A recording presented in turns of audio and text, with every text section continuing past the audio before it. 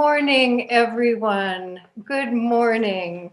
I am ringing our peace bowl for peace on this earth.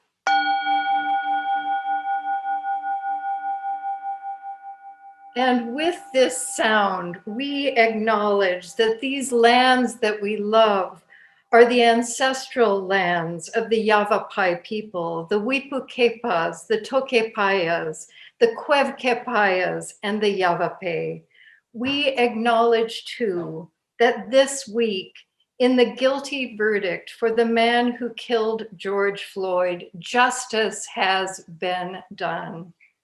Did you see that flash of justice, that glimmer of hope?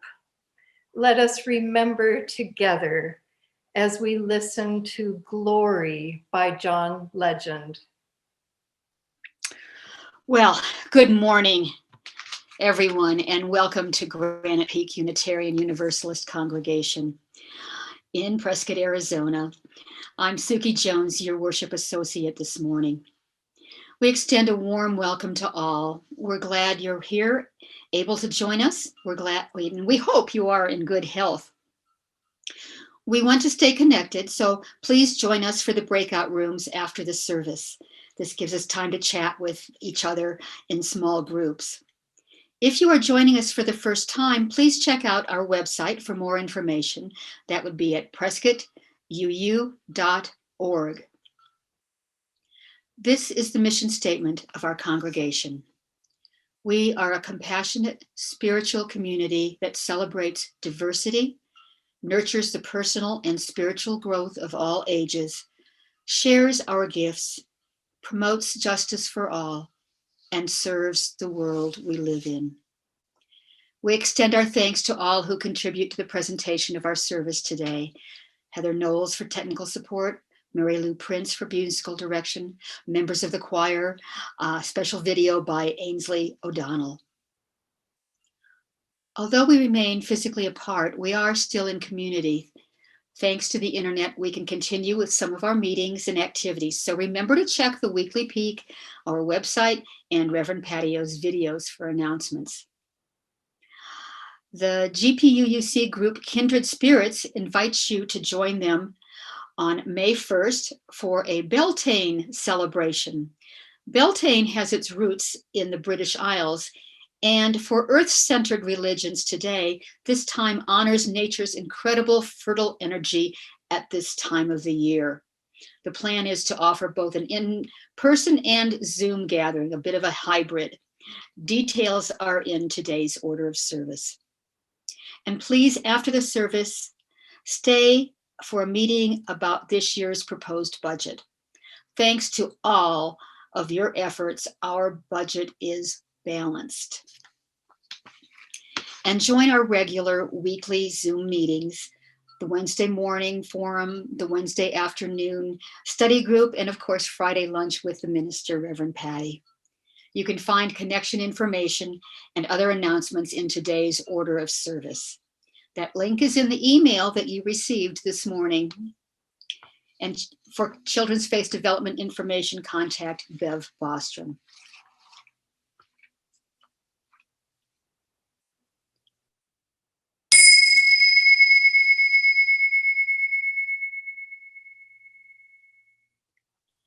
We begin our service in the Unitarian Universalist tradition of lighting the chalice. The chalice lighting reading this morning is by Ben Soul. And our chalice lighter this morning is Fred Krapps, who is going to appear in a minute, whose hand is going to appear. We light this chalice, the symbol of our faith, knowing that this morning many others across this land and around the world are doing the same. For us and our far-flung kin, it is a light of peace, of justice, and of love.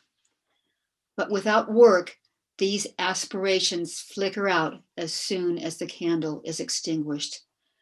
Let us all join together to accept the challenge of doing the hard work that makes these aspirations real. And now, words of gathering from Reverend Patty. Good morning, everyone, and welcome. And a special welcome to Ken Briefer, who is on our Zoom today, and he hasn't been the entire time. And that makes me want to tell you how I think we can enter a new stage of being able to help people in person where we couldn't a year ago because we were so afraid of infection. So welcome, Ken, and I invite all of you to reach out to any of you who are your buddies who haven't been able to attend our service, to maybe spend that service with them and help them get through that process of Zoom. What a week we have had. Oh, so instead of talking with you today about the Buddhism I experienced and studied in Japan, I came to know in a flash, like this week has happened, that I needed to talk with you about this moment, a moment in this country and indeed in this world that is full of promise.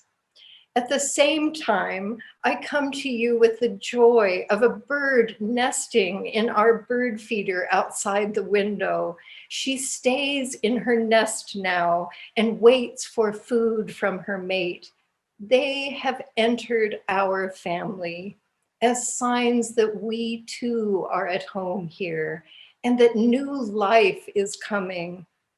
When I see her, I stop and take a breath, and I feel wonder at the miracle. Imagine with me a bird with that fresh air blowing around her, the nest warm, full of promise, a mate ready to bring a worm. Let us find those places where our heart feels holy. And now I invite you to sing with me when our heart is in a holy place. And now please join me in saying our covenant. Love is the doctrine of this congregation. The quest for truth its sacrament, and service is its prayer. To dwell together in peace, to seek knowledge in freedom, to serve others in community. Thus do we covenant together. And now I invite you back into the sound of this bell.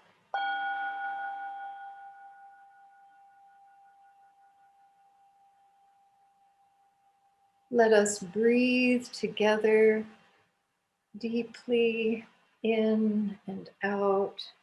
Let us relax our shoulders and feel beneath our feet that earth that Lucy Beckner took us on a journey to last week, that earth that is beneath our feet, all the way down to its fiery core.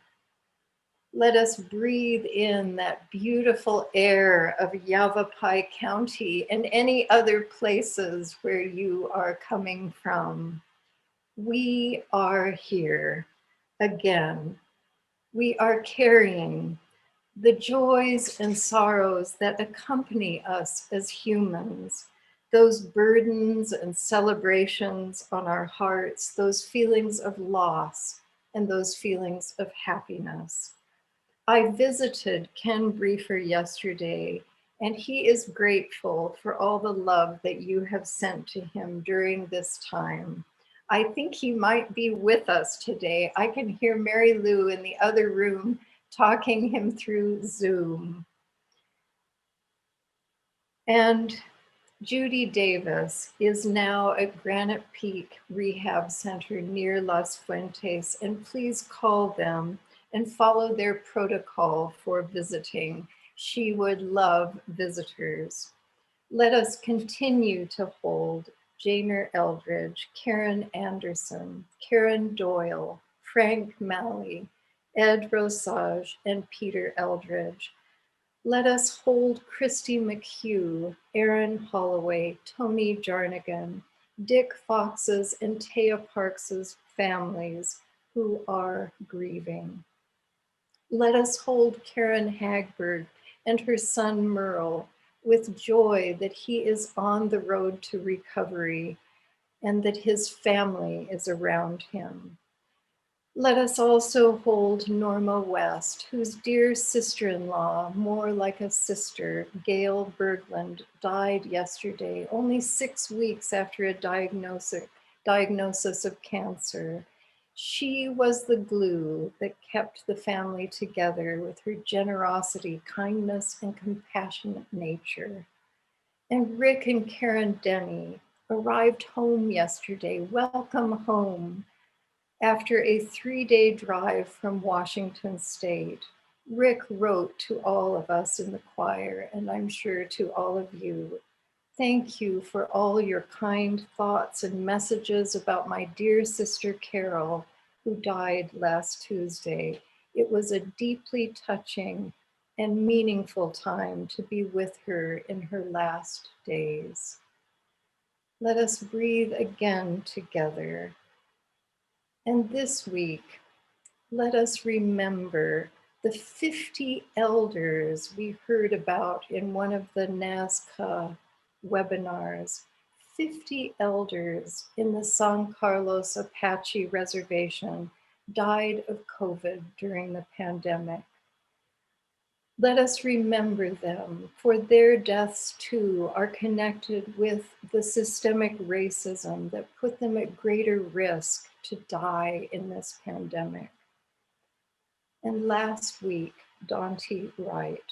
This week, on Wednesday, Andrew Brown Jr., a Black man, was fatally shot while deputies were carrying out a search and arrest warrant on Wednesday morning in Elizabeth City, North Carolina. And we have joy over the verdict given this week to the man who murdered George Floyd. Let us breathe together, and then we will enter a time of silence. I hope that during this time, you consider all the joys and sorrows in this community and in this world. And please say the names of those who are on your hearts and minds. After that time, I will ring a bell and I will offer a prayer written by Reverend Michael Slack, a prayer for this moment.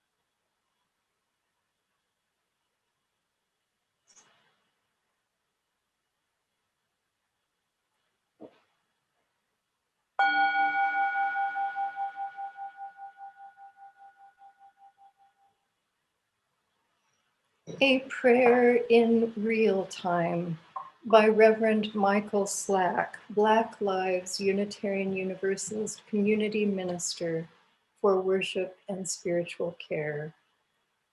Dear ones, ancestors, gods and goddesses of many names and of no name, source of love, known and unknowable, I come before you, weary with grief and disgust, teetering somewhere between about done and well past it. Hold me. I don't know if I can hold what has been passed down to me and mine, much less what lies ahead. No body, no mind, no heart, no spirit should have to carry this much. Help me. And yet here I am. Send me. I do what I can to show up as my whole self with full-bodied questions about community accountability, commitment, and care. Show me. My deepest hopes and prayers lie in justice and liberation for our people, of which we've only caught a fleeting glimpse of this week. Direct me. May I move with love, clarity, vision, and commitment. Share what I know and listen with intention. Embolden me. We deserve so much more life and love and beauty and fullness than there is right now. Please, please fill me up with a holy breath that will live on, shine on, and thrive on until it is time for that breath to live on, shine on, and thrive on in the ones who are to be held, helped, sent, shown, directed, emboldened, and filled after me. May it be so in real time and for all time. Amen. Ashe. Blessed be. And now please join Lena and Russ in singing, walking, walking with you.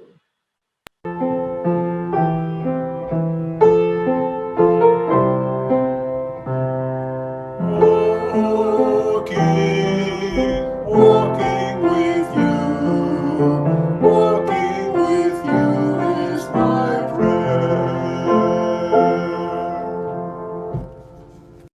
This is the time in our service when we would ordinarily be taking the offering in person, but let us still embrace the feeling of connection and community that we have when we gather each week. Let us remember that this congregation and its programs are supported by your generosity. We also give back to the greater community through our Seeds of Support program. Our recipient for April is the Northern Arizona Climate Change Alliance. We call it NASCA. Many GPUUC members have collaborated with NASCA on several events, including Earth Day, and it has several local climate action teams and invites you to volunteer. Read more about them in your order of service and the newsletter. To give during this distance time, please go to prescottuu.org. On the bottom left-hand side, click the word donate to contribute. The link is also available in the chat on this video. What is given in love is received in gratitude. Blessed be. Please enjoy this music interlude. Our reading today is Advice to All Prospective Elders from the Hopi elder Chief Dan Evehema before he passed on in 1999 at an age of 108. There is a river flowing now, very fast. It is so great and swift that there are those who will be afraid. They will try to hold on to the shore. They will feel they are being torn apart and will suffer greatly. No, the river has its destination. The elders say we must let go of the shore, push off into the middle of the river, keep our eyes open and our heads above the water. See who is in there with you and celebrate. At this time in history, we are to take nothing personally, least of all ourselves. For when we do, our spiritual growth and journey come to a halt. The time of the lone wolf is over. Gather yourselves. Banish the word struggle from your attitude and your vocabulary. All that we do now must be done in a sacred manner and in celebration. We are the ones we have been waiting for. When I was a toddler, my family traveled back and forth with ease between where my father was studying in Illinois to our grandparents' homes in Wyoming. We didn't think twice about stopping at gas stations or drive-ins.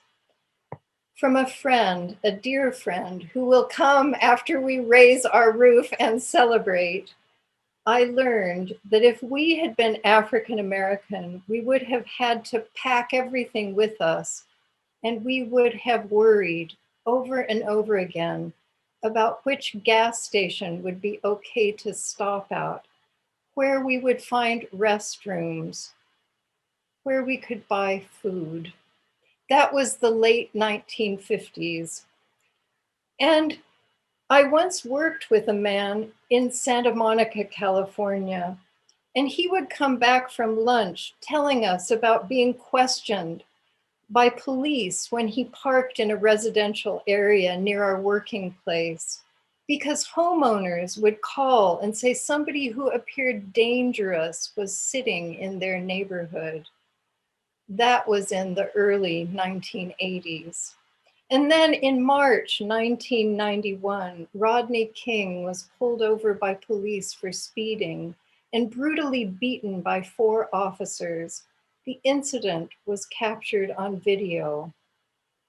The officers were eventually facing criminal charges, but the jury, I imagine many of you remember, refused to convict any of them. And then in 2014, when Michael Brown's death ignited Ferguson, Missouri, I held a vigil in Salt Lake City.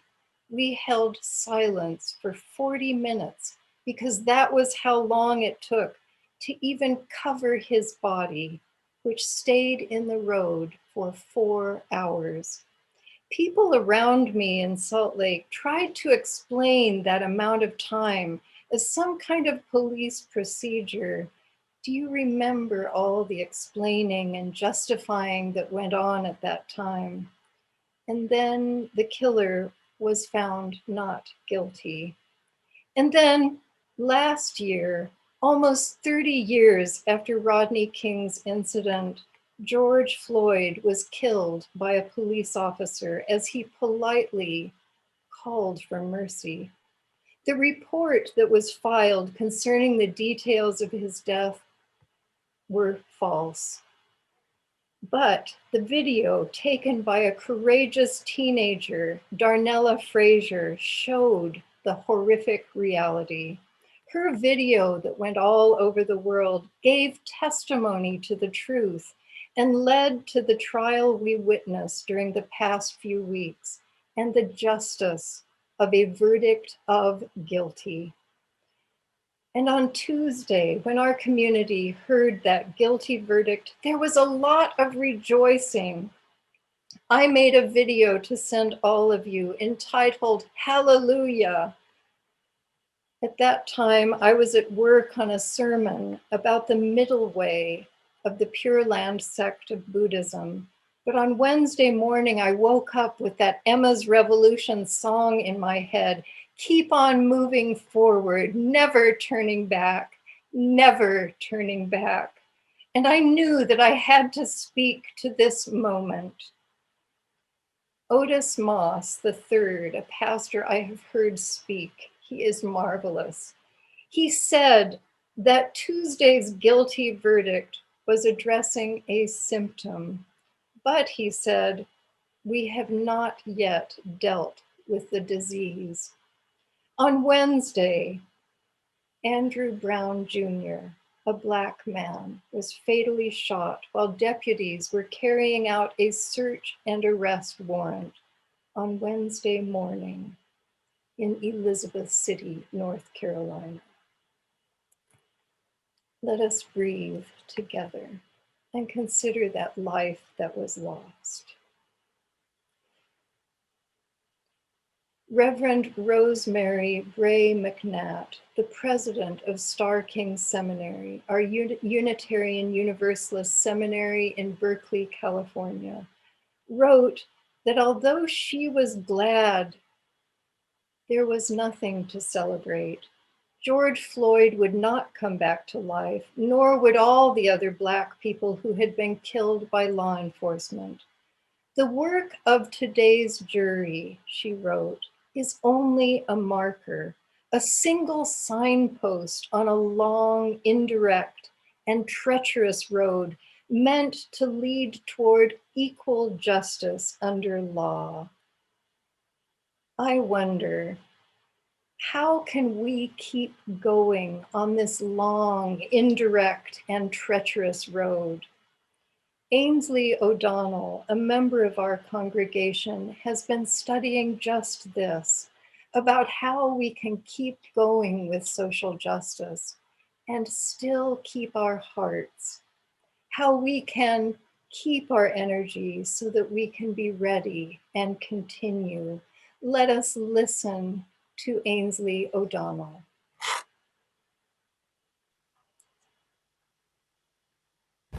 I have found balance through my breath. Inhaling creates energy and exhaling calms. In honor of the spring equinox, I'd like to share with you the box breath. Inhaling for 4 counts, holding for 4 counts, exhaling for 4 counts, and holding for 4 counts. We'll do this 3 times.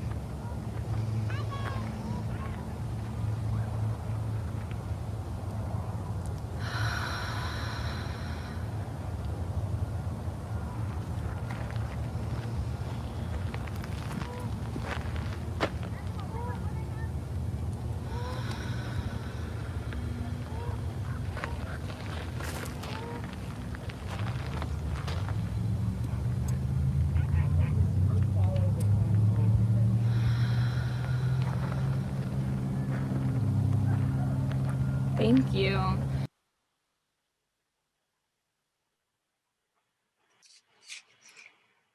Thank you, Ainsley. I know through your social justice studies, you want to be in this for the long haul, as we all do.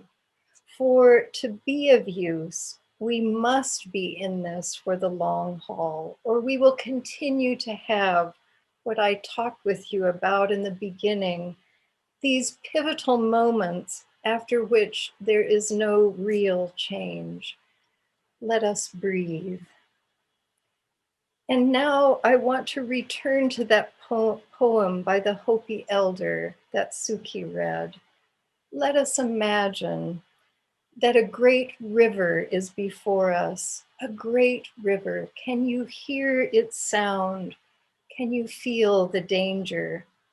And yet, the Hopi chief, Dan Evehema, from the wisdom of his more than 100 years, from his experience with what Reverend Bray McNatt is calling that long, indirect, and treacherous road, his advice is to let go of the shore. He tells us to push off into the middle of the river. Can you imagine doing that? Keeping our eyes open and our heads above the water. It occurs to me that this pandemic has offered an opportunity for us to push off into that river. We have been forced to be with what is happening, as we saw in those rivers of humans protesting after George Floyd's murder. Do you remember all those people on those bridges?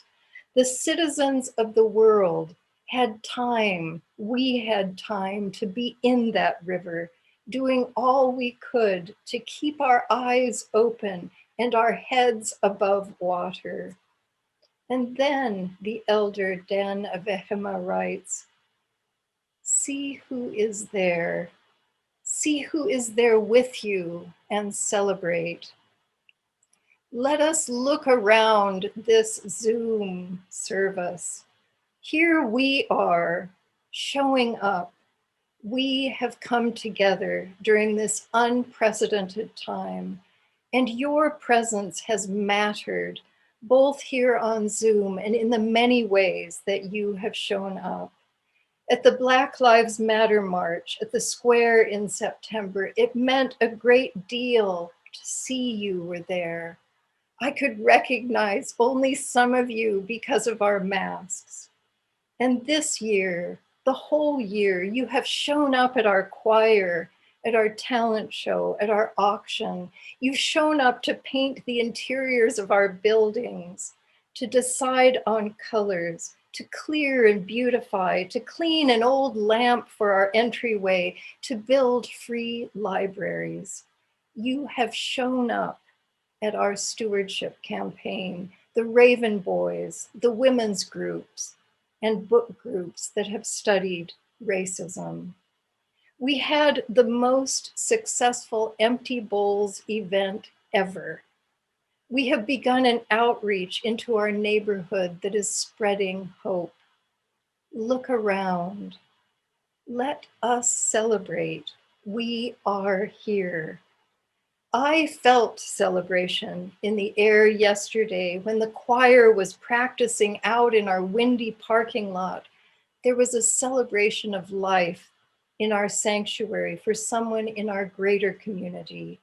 A sign was put out for our food pantry. Heather was greeting people in our office, and in Davis Hall, preparations were underway for the thank you party for the stewards who did such a beautiful job in our most successful stewardship campaign ever. Together, this year we have learned what the Hopi elder teaches, that the time of the lone wolf is over. Gather yourselves, he says. Banish the word struggle from your attitude and your vocabulary. All that we do now must be done in a sacred manner and in celebration.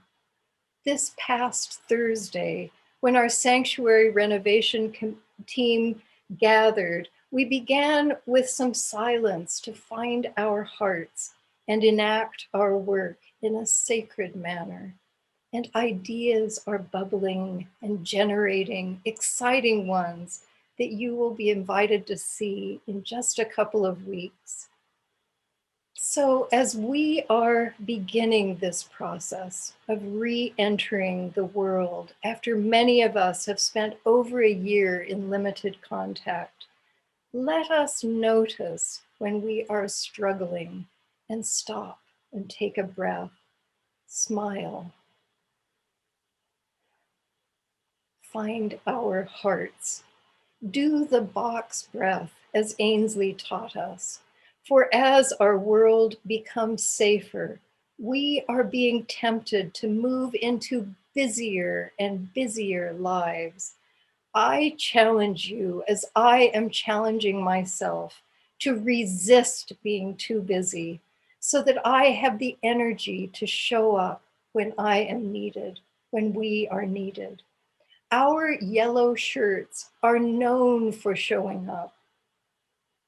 We are in this for the long haul. Let us make ourselves ready and listen for that call of action which will come.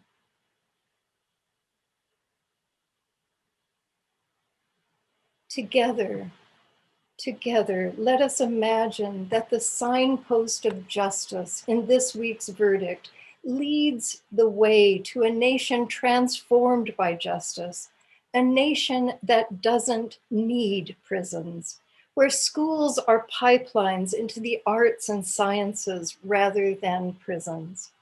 Let us imagine the deserts and rivers along our border no longer being places of suffering.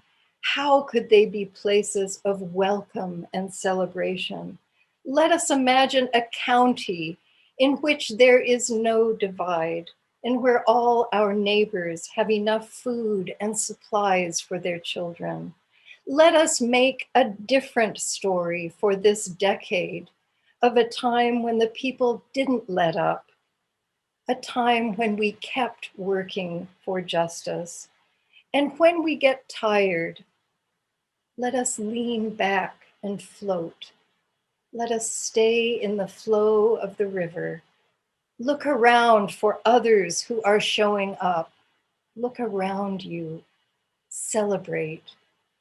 Let us make Chief Dan Ebechema's promise true, that we are the ones we have been waiting for. Amen, and may it be so.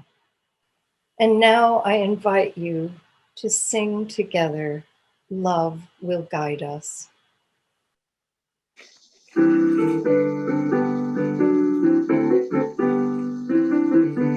Love will guide us, peace inside us, hope inside us, leading the way on the road of community. Love will guide us through the night.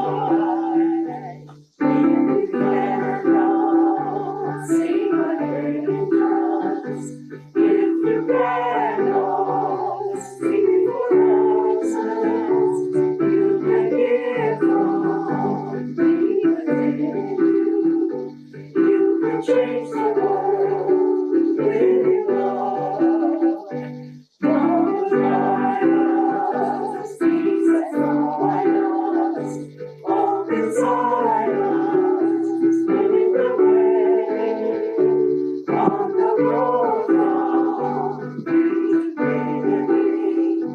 Love will guide us through the night. May we together make a decade in which justice continues, so that our grandchildren will say, that verdict around George Floyd's murder was the beginning of a new era.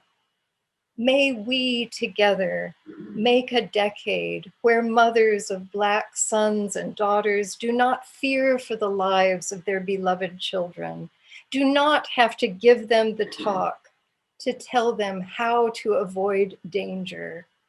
May we tune our ears to the work that is calling us here in this part of the world. May we keep on moving forward, never turning back, never turning back. Amen, and may it be so. And please listen now to Emma's Revolution, the song that I woke up with on Wednesday morning.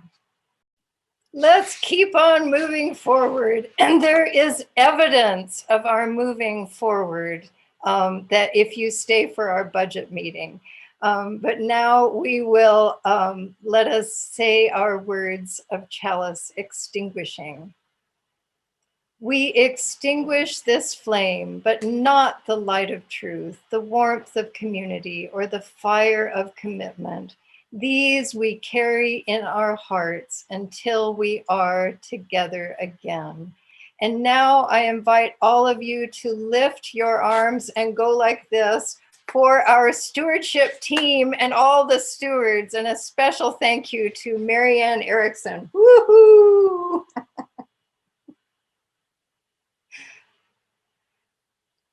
And now we will go into our budget meeting, budget forum.